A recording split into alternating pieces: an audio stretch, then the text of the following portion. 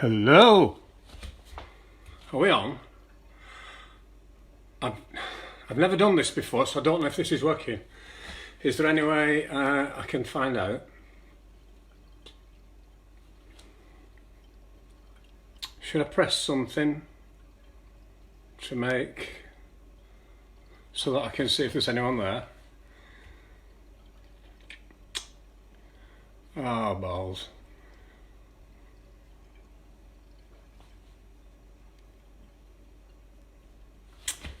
Is it? Oh, hang on. Yes, right, we're on. Thanks, Steve. Good man. Right, thanks for this. Just finished watching Doc Martin, so we're set, we're right for it now. Hiya, Ted. Right, I set this up this morning, and it was great, but then it went dark, and so I can't see it now, so got to put these on. Right, very experimental this. I've not done this sort of thing before, so I've no idea how many of you there, if indeed anyone.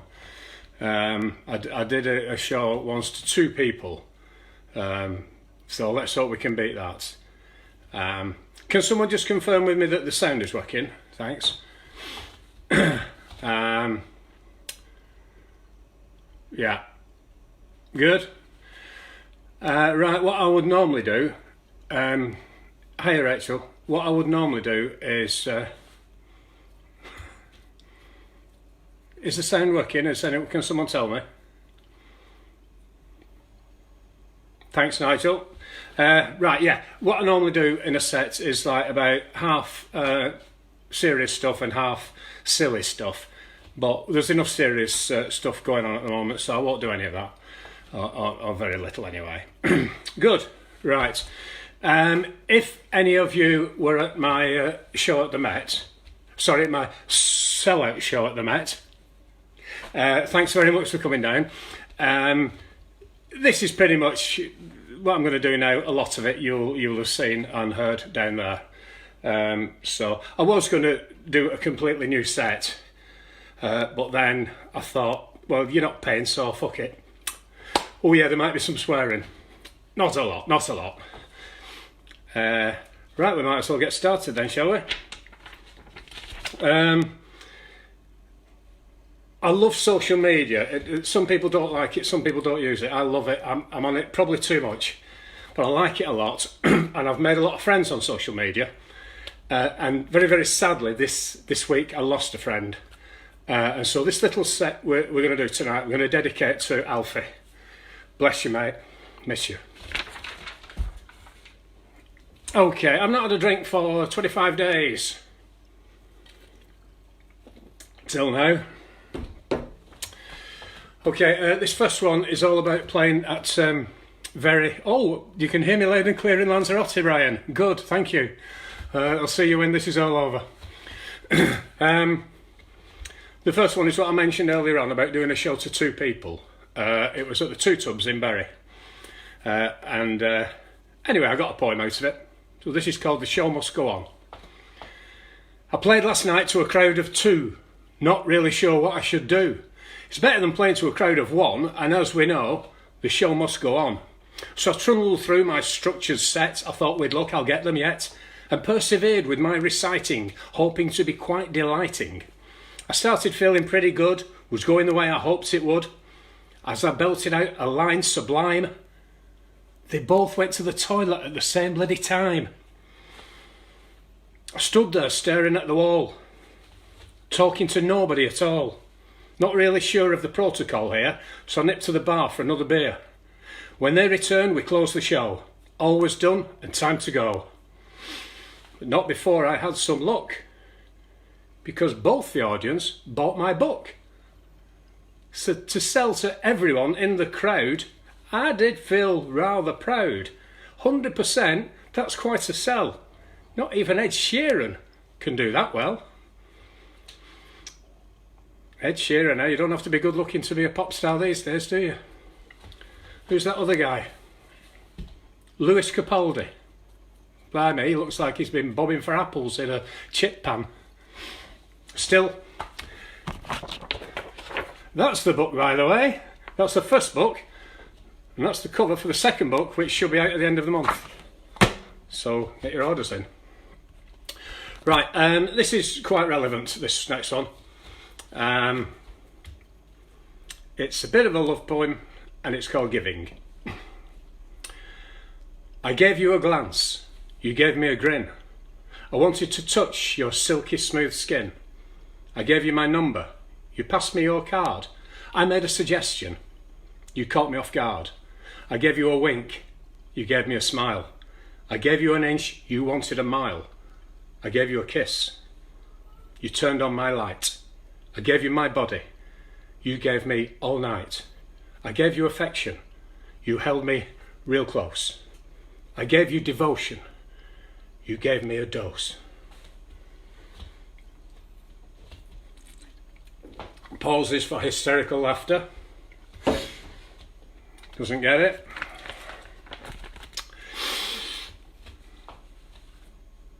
I lie here with you and hold you tight, and we make love all through the night. But I can't help feeling that it's not right for the others on this long haul flight. Okay, right. Here's another love poem about a real person, or about a person anyway. What? Sorry, I'm trying to read the notes on there and I can't read, it's too small. But I do appreciate you putting things on. Yeah, I've written a lot of poems about real people, and this one's almost about a real person. It's about a painting. It's about the Mona Lisa, which I'm obsessed with. I think it's fabulous. So, Mona Lisa. Mona Lisa, such a pleaser, what a teaser you seem. You are iconic, laid back, laconic, a veritable tonic, a dream. An image of mystery, of legend, art history. For your smile people file by the mile. They want to see you, imagine to be you, to care and to stare for a while.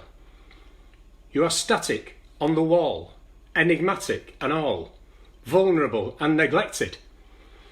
And as people file by, all they can cry is, it's smaller than I expected. You are so highbrow, yet with no eyebrow, no facial hair at all. If we could just move to my house from the Louvre, I would screw you to my wall. My mind will wander, La Gioconda, my idol, my lover, my woman. Yes, tourist snigger said they thought you'd be bigger. And that's something we have in common. Thank you.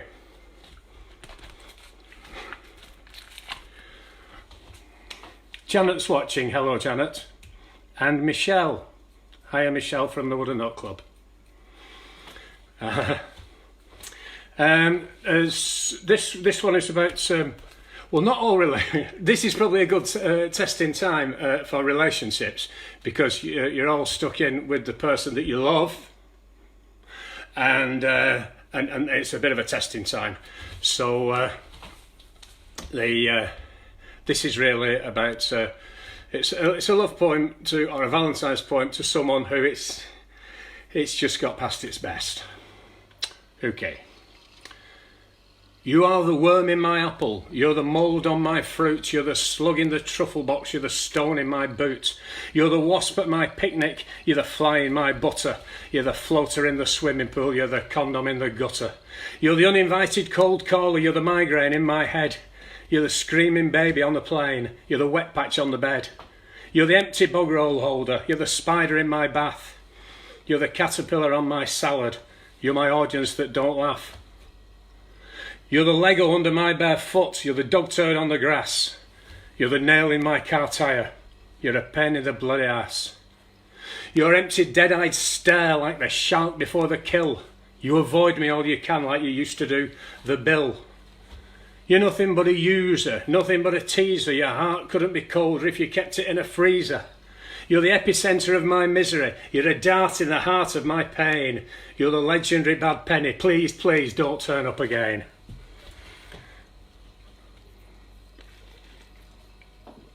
Calm down, calm down. This is so odd. Much better than the telly. Hey, That's Sheila, hiya Sheila, over in Ireland. Holby City's on now. You could be watching Holby City instead of this crap. I would have done. Right, this is a poem I wrote quite a while ago, and I keep changing it. And I've been learning this one by heart because I'm reading all these because I'm old. My brain's gone. But this one, I've been learning it by heart. So, it's called Life Would Be Better. And you can understand that now with what we're going through now. It's called Life Would Be Better. I've been learning it by heart. Let's see if I can remember it. No. I'll read it. Life would be better if cherries didn't have stones, if fish didn't have bones, if our lives had action replays, if there'd never been 70s DJs, if Sinatra was here to croon, if the Spice Girls could hold a tune, if MPs weren't so sinister, if Joey Essex could be Prime Minister, if the wedding vows became delisted, if Gary Glitter had never existed, if they pensioned off Take That, if Justin Bieber wasn't such a twat, if people didn't have bad dreams, if milk tray didn't have coffee creams, if my holidays could be longer, holiday, if the whole world did a conga, if I became a famous musician, all my dreams came to fruition, and I could play the great Hammond organ, if I could repeatedly punch Piers Morgan, life would be better. If I could get fit without being active, if Kate Moss found me attractive, if we had Oscar Wilde and Noel Coward instead of Russell Kane and Russell bloody Howard, if boxing still had Big Frank, Muhammad Ali and Chris Eubank, if age didn't come with pain, if I could be 16 again, if I thought twice before getting wed, if I could have been better in bed, if Joanna Lumley got all flirty, started talking to me dirty, if Meghan hadn't nicked our Harry and buggered off after they'd married, if our summer could have been sunnier, if this poem could have been funnier, wouldn't life be better? If young people would read more books and stop being obsessed with their looks and realise that health is not just looking good on selfies, if they were quicker on the roads with grit, if the council weren't so full of shit, if the government would decide to pay our pensions before we died, if we could all retain our youth, Boris Johnson could tell the truth. Oh, he's better. Imagine if he were Pinocchio. His nose would stretch to Tokyo. Now let's just stop for a minute and appreciate that rhyme there. Who else could rhyme Pinocchio with Tokyo in a verse? Not just thrown together. This.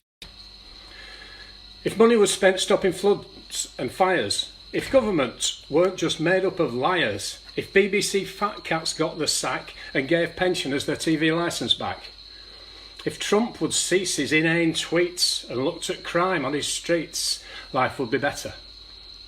If we could find a solution to the seas and oceans pollution, if life stopped being too taxing and more time was spent relaxing, if it was safe to walk in the park, on the streets on your own after dark, if people didn't feel the need to carry knives, if more value was put on lives, if people had more willingness to be open about mental illness, if communities were educated to mix and not be segregated, if everyone gives what they can, if man can be humane to man, if coronavirus was all in the past, if peace and love could last, if all gods were rolled into one, so hatred and violence were gone, life would be better.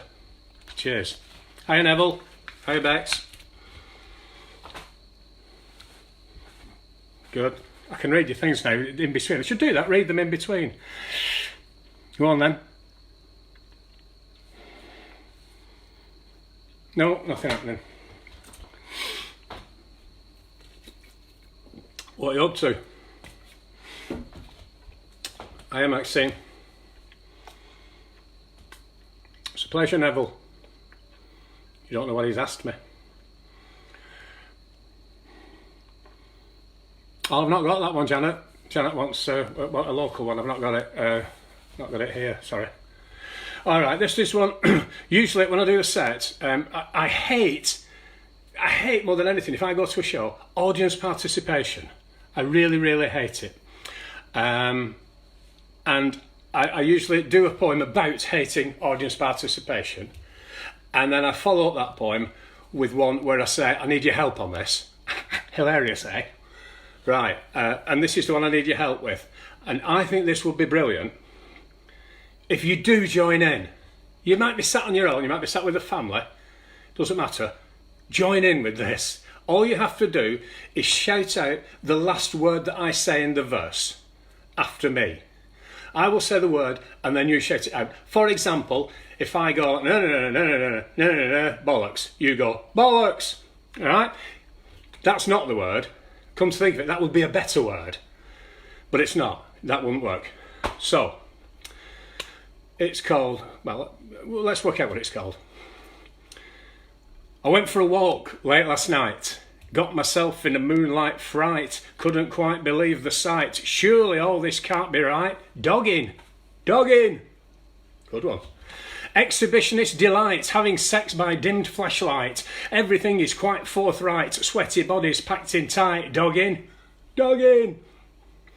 An abundance of skin. There's fat and there's thin. It's time to begin on the car park of sin. Dogging.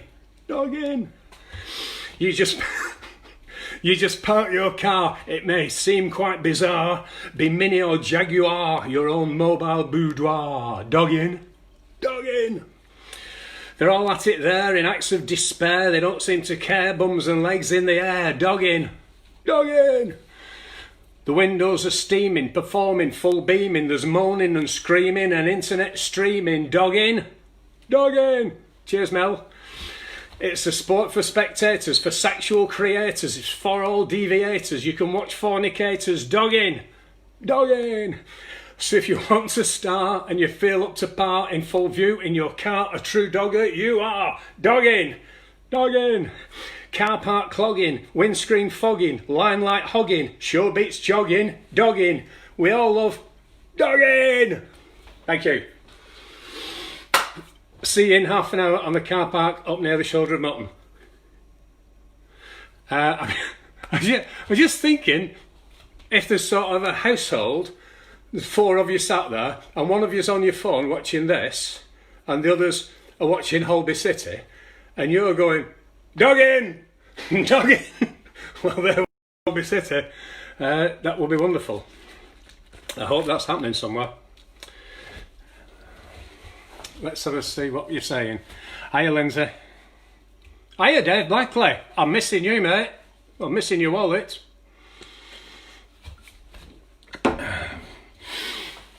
Virtual whistle. Oh yeah, whoops, do a whoop. Virtual woo. I like that. Hey, Rachel. Yes, very nice. Do you know what? This is going well. These 5 hours are going to fly by. Hiya, Sam. This is another little, very short love poem. I dreamed last night that I lay by your smiling face, but when I woke I found a restraining order still in place.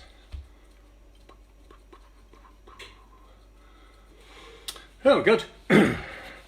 Okay, this next one is still there. Still people there. Crazy, aren't you? There's nothing to show you. I'm not wearing trousers, by the way. Hiya, Linda. Glad you could make it.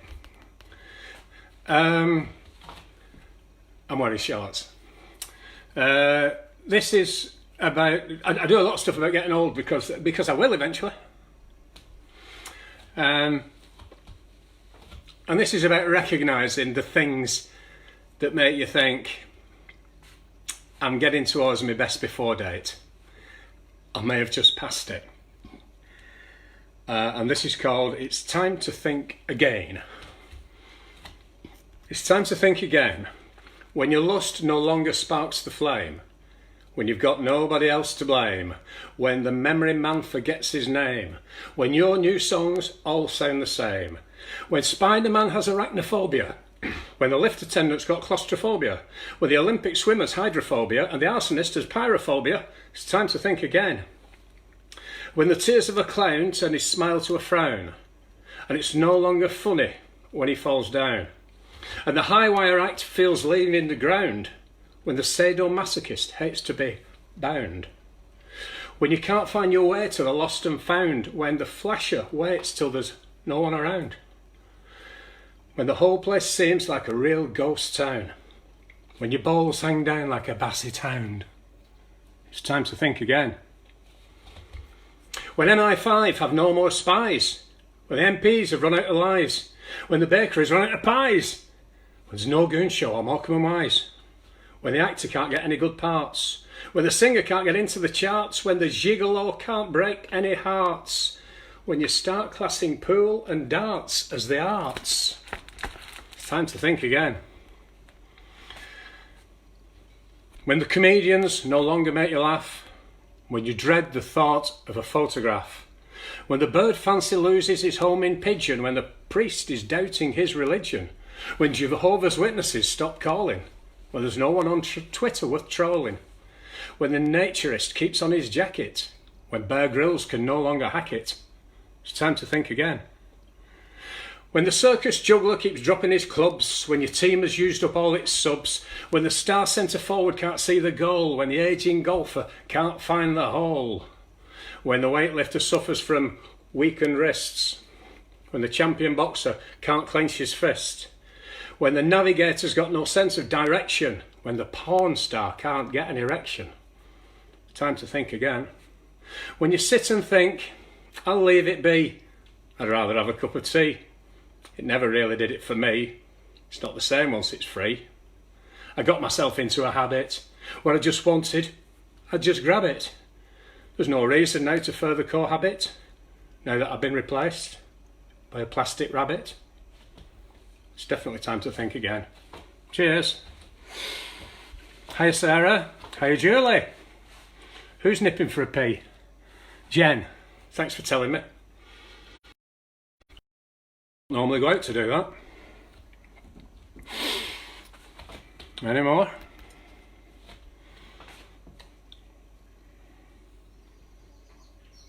No. That was quite a long poem. You don't always need a long poem to get the message over. Sometimes just a couple of lines will say it all.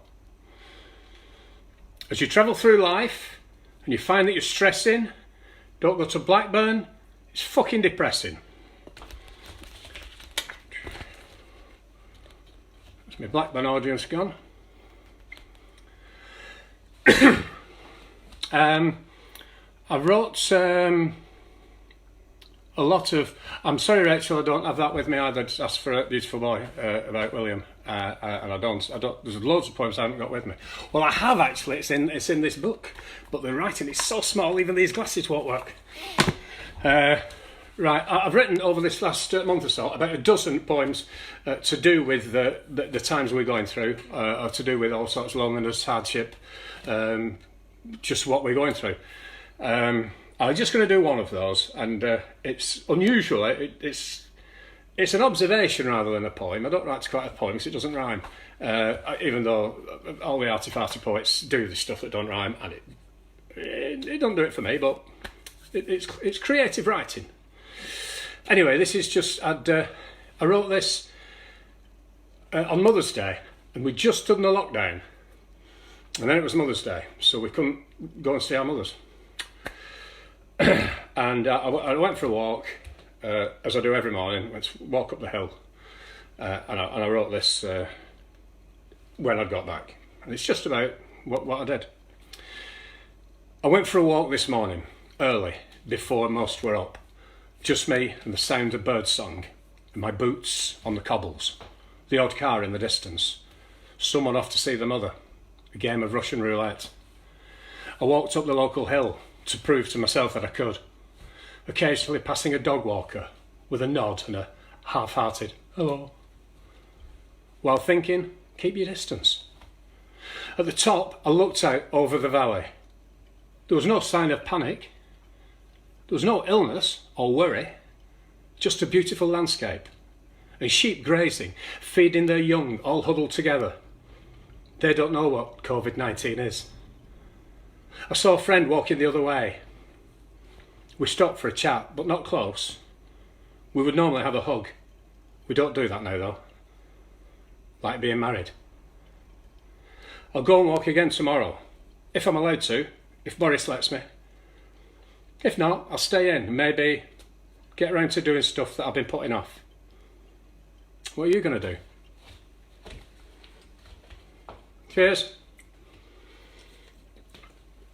Hey, I'm enjoying this beer. I've not had any for 25 days. And now I've had half a bottle of Budvar. Aye. We'll be fighting soon. Right, I really like this one. Anyway, this is about a school friend. Well, he wasn't a school friend. It was someone who was at my school. It wasn't a friend. He was a dick. But he was just perfect. He was good at everything. And he was good looking and all that. And there was a massive amount of jealousy there. But anyway, the redeeming thing for me to not like him was the fact that he was a dick. He was arrogant. He knew he was good looking. He knew he was good at everything. He told everyone. Anyway, this is about him. It's called Perfect Pete. Obviously, it wasn't called Pete. It's called John. Carl. No, it's not you, Carl. Hiya, Carl, who was in my class at school. No, it's not about you. Oh, perfect Pete, with your perfect smile and your perfect teeth and your perfect bile, with your perfect shoes and your perfect clothes, your perfect eyes and your perfect nose, the perfect pupil in the school, always stuck to every rule, top scorer in the football team, your cricket was a perfect dream. When you run your perfect 4-minute mile with your perfect ways and your perfect style. Oh, perfect Pete with your perfect feet and your perfect look as you struck the street and you shake your mouth off that you're the best with your perfect muscles and your skin-tight vest. Oh, perfect Pete with your gym physique, your perfect body and perfect chic. You praise yourself every given chance with your perfect style of arrogance. And your perfect eye for the latest fashion, and your perfect kissing and perfect passion, with your perfect walk and your perfect hair, and the girls all look at you, but I don't care. 'Cause in your perfect pants is a rolled up sock to enhance your perfect 3-inch cock. So perfect Pete, impress with that, you simply perfect maggot dick twat. Hiya, Mum. Sorry about that one. I won't put that beer down, Thomas. Hiya, Donna Aldred. How's the girl? Okay, this is about what's good for you, obviously. That is. So this is called My 5 a Day. My 5 a Day. These things are my 5 a day. You can take them anyway. Music, food, sun, sex, beer. These 5 things I hold so dear. Beer, music, food, sex, sun. No better way of having fun. Sex, music, sun, beer, food. To leave one out would just be rude. Food, sun, beer, sex, music. Therapeutic if you choose it. Sun, music, food, beer, sex. In that order for best effects. Enjoy while out or while at home, preferably not while on your own. So that is all I have to say. Be sure to get your 5 a day. Good. Someone having a conversation with someone else here. Doesn't matter though. Well, just have a look at this. Just another couple of hours to go. Excuse me.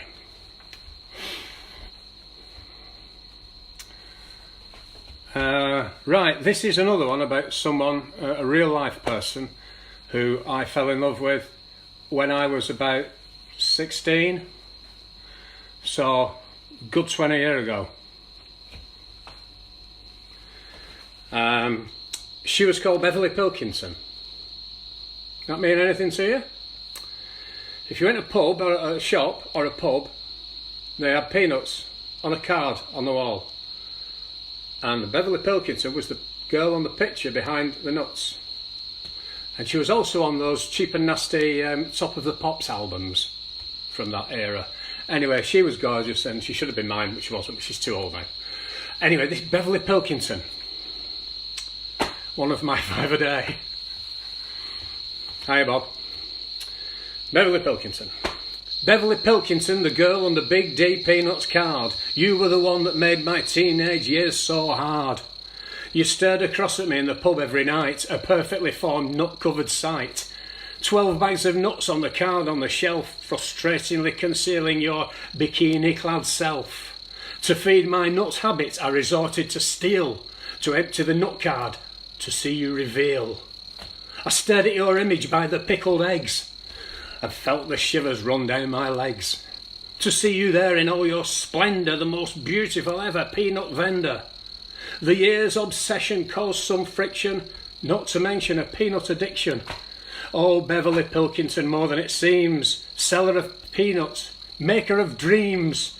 You were the one, a goddess to me, a lifetime love affair with you and Big D.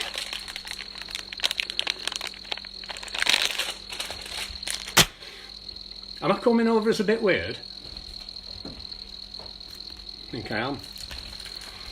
Oh, we're getting close now. What's that? Hello, Linda. Hello, David.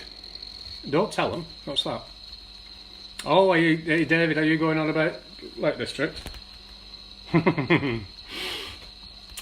Right, this one I usually do to music with my friend Rick Lucas, who I don't think is watching. I haven't seen his name come up. Bastard, I won't watch him next time he's performing. And it's about the greatest holiday resort in the world. And it's called Magaluf. Sure you'll agree. Here's another one that I tried to learn and didn't get anywhere. Right, let's have a go at this. And I normally do this to music, as I say, with Rick playing guitar alongside it, and it's good. Hey, Rick Entwistle. Nice to see you're here. My favourite Rick, yes, correct. This is called Magaluf. English breakfast, fish and chips, sangria and skinny dips, airport books to read by day, Da Vinci Code, shades of grey, Jaeger bombs lined up queuing, down the side street, drinkers spewing, multi-storey concrete blocks, Jesus boots and pulled up socks, on the corner substance buying, eyes are gone high and flying, itsy bitsy teeny weeny, hideous green Borat mankini. Holiday girls, very fetching, holiday reps, always leching, sunbed, sardine, toe-to-toe, packed in tight, nowhere to go, parasol deck chair, all for letting, accommodating bodies sweating, uppers and downers, out on the towners, steroid muscles, side street hustles, unflushable loos, backstreet tattoos, saggy white skin, watered down gin, leopard skin thong, that's so wrong. Psycho-drunk nutters, face down in gutters, 2-for-1 bars, flamenco guitars, stag nights, bar fights, curry bites, screaming shites, cheap hotels, curious smells, San Miguel's, all Manuel's, football shirts, inappropriate flirts, overnight chums, new teenage mums, dancing lambada, pina colada, topless lasses, bottomless glasses, groping hands, one-night stands, pushy bouncers, noisy scousers, littered streets, dirty sheets, plastic glasses, wobbly asses, wet t-shirts, more perverts, jugs of Stella, dodgy paella, kids all raving, misbehaving, crap tribute singers, middle-aged swingers, beer bellies, satellite tellies, braided hair, Amber Soler, karaoke, okie-kokie, red lamps, tramp stamps, bum bags, lads' mice, old has-beens, vivid scenes, sunburnt backs, builders' cracks, drinking trips on pirate ships, 1830, dirty, union flags, usual slags, night strippers, day trippers, I can't get enough of all this stuff, take me back to Magaluf!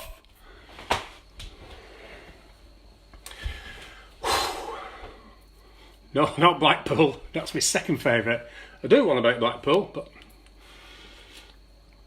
Save it for another time when you're paying. Okay, any left? Just a couple. Hiya, Lucille. Hiya, Amy. Right, this is about a place, another place, Oz, not Australia, Oz, as in the Wizard of Oz. And this is called Hey Dorothy. Hey Dorothy, don't follow the yellow brick road, you'll get bullshit by the load. There is no castle, you'll just get hassle, just do what you were told. Hey Dorothy, don't trust the one that flies from the east, nor the one that flies from the west. They are low-life dealers, brain cell stealers, putting you to the test. Hey Dorothy, don't talk to the weirdos, they suck, they're all down on their luck. Tin Man's no heart, the lions are tart, the scarecrow's as thick as fuck. Hey Dorothy, don't patronise the little wise guys, despite the size won't sympathise. Ignore the prancing and laughable dancing, they're just crankies in disguise. Hey Dorothy, all these crazy characters you find that aren't very well defined, do you ever feel that they're not real, just in your muddle-fuddled mind? Hey Dorothy, come back from your fantasy time, can't you see the obvious sign? You call it Oz, but we know the cause. You're really up on cloud nine. Hey Dorothy, I've advice so you shed this dread. We can help you sort out your head. Have a nice cup of tea instead of dropping another E before you trip off to bed. There's no place like rehab. Thank you. Thank you to the people that are texting me. I don't mean that. She's covering the whole screen that I can't see anything. Hiya Sarah, where are you watching me from? Over there? Sarah lives there.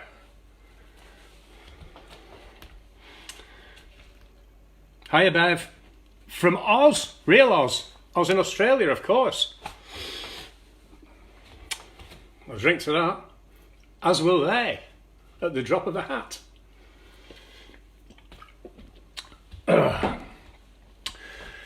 We've got 2 left, 3 if you want an encore. 3. Okay, another one about a lady. Do another hour, thank you David. And thank you Becky. Hi Mel. Right, this is about a lady that frequents the town centre of Manchester. The Piccadilly area in particular. Okay, and she's known around as Piccadilly Lily. Piccadilly Lily, Piccadilly Lily, she drives men silly around the streets of Piccadilly. That's the chorus, which you can do if you want. I'm not going to do, but Piccadilly Lily. She offers favours, she calls them dates, she's special rates for certain mates. Her past was bleak, her future's stark, but she gives good service round the back of Primark. From early January to the end of December, she's always on call for a quick knee trembler. She works in the sunshine, she works in the rain. She always says, thank you, please come again. Piccadilly Lily. She has a little menu where everything's priced with special discount if you manage it twice. Just read through the options, take your favourite and pick it. To get best value, book a season ticket. She makes things rise, she makes things hard, and when she leaves she stamps your loyalty card. She's a business lady and good with businessmen. She's even applied to go on Dragon's Den. Piccadilly Lily. She's an exponent of the genre, a mistress of the art. If you're on the local marathon, she'll give you a head start. She's a sight to be seen, a challenge to be met. She could even make Prince Andrew sweat. Take her out to dinner, take her out to eat, take her up the back street for a very special treat. She'll have you over starters, she'll have you over mains. The sweetheart of the courses, she never complains. Piccadilly Lily. She'll give encouragement to clients if they're nervous. She's been described as the 4th emergency service. She's the real sex queen of the northern scene. She's still got it, she's no has-been. She's out on the street in all kinds of weather. Her legs are like winter and summer, never together. Piccadilly Lily. She doesn't go for small talk, she thinks there's nothing in it. Besides, you're better off as she charges by the minute. Around the university is the best place to be, with student special offers, buy one get one free. Yes, Piccadilly Lily is the girl that you must see. You'll get a right good sorting and a painful STD.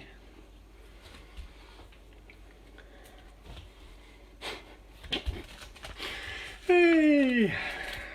You alright? She can't do it with social distancing now, Paul. She's being furlonged or whatever it's called. It's extra for that.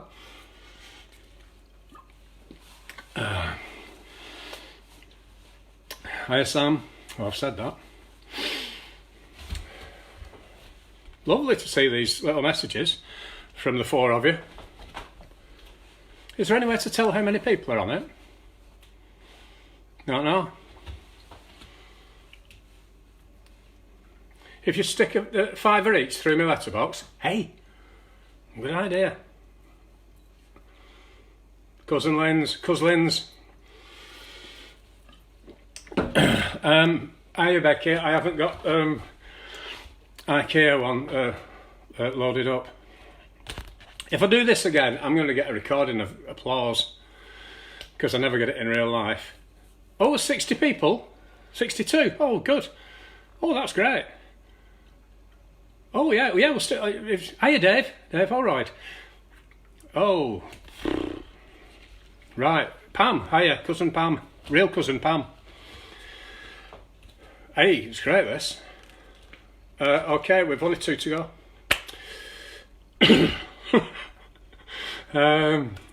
Rick Entwistle, you never disappoint. Nigel Billings, don't go to the toilet now, there's only 2 more to go. What time is it? I haven't got a clock either.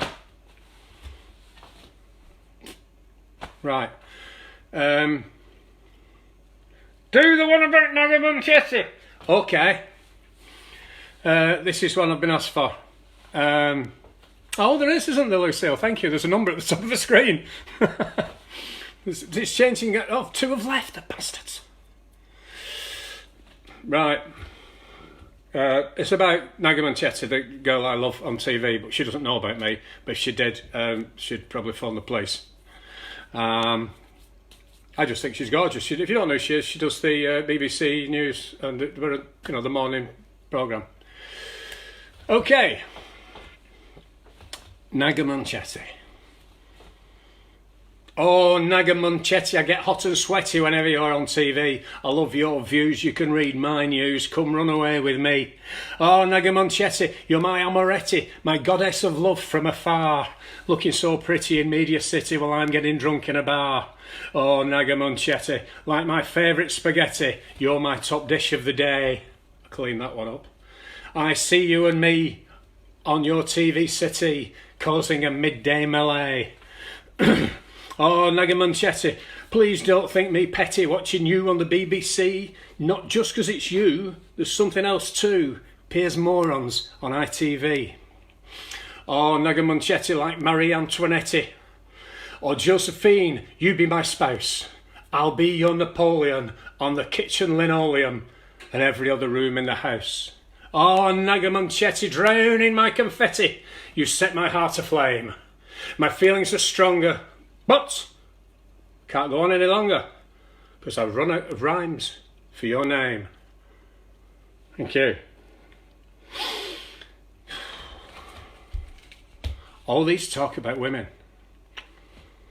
I went 12 years without having sex. Then on my 13th birthday, my ex used to think I was nosy. Well, that's what she put in her diary. Oh, who's just put that she knows Naga? Please. Okay, finish off with this one, which is all about, well, I'm here in Ramsbottom, and when I talk to people from down south, they always think Ramsbottom's a silly name for a place. And I suppose if you don't know it, it probably is. But I got a bit peed off with this. People taking the piss out of Ramsbottom. So I thought I'd do a bit of research, see if there's anywhere that's got a worse name. And there is. Oh, those are clapping. Yes, thank you. You're all doing clapping now, which you're telling me that you're clapping for the encore. Which this is. So I did some research and I found out there are a lot worse places to live if you don't like the name than Ramsbottom. So this is a little thing I put together. It's called Lovely Name for a Place to Live. Not every town has idyllic names that sound like parts of heaven. There's Great Cockup and Licky End, Stone, Little Bushy, Sandy Balls and Horniman in Kent, Shitlingthorpe in Yorkshire, even Cumming Gwent. Take a look at Knob End, where you're more than a number, or get yourself out east coast to Fudgepack upon Humber. Take a trip to Dorset, place is named from hell, with Shitterton and Scratchy Bottom and the town of Shags as well. There's lots of places to go and stroll around villages, towns and parks. There's Dick's Mount, Cockshot, Brown Willie, Snatchup and Fanny Barks. If that's not enough, try Rimswell, Toss Side and Titty Hole. But if you take a trip up a shoot, be careful how you go. You may like Happy Bottom, or Willie, or Bell End. Personally, I enjoyed Lickermore, with a very special friend. It's just as bad in Scotland, with Broken Wind and Fannyfield, Backsides, Dickcote and Tarty. They're the real deal. So just be happy with where you live, in your big house or your flat, because you could live up in the Orkneys, in a little town called... See, you did the swear word there. Okay, that's it. Thank you. That's my little set. I don't know how long it was. I was guessing it was going to be about half an hour, but I don't know. No idea. Not going to watch or a clock. But thanks so much for watching, and maybe do another one sometime, or better still, come down next time I'm on at the Met. Bloody pay. Thanks guys. I'm going to work out where to switch this off now. Bye bye.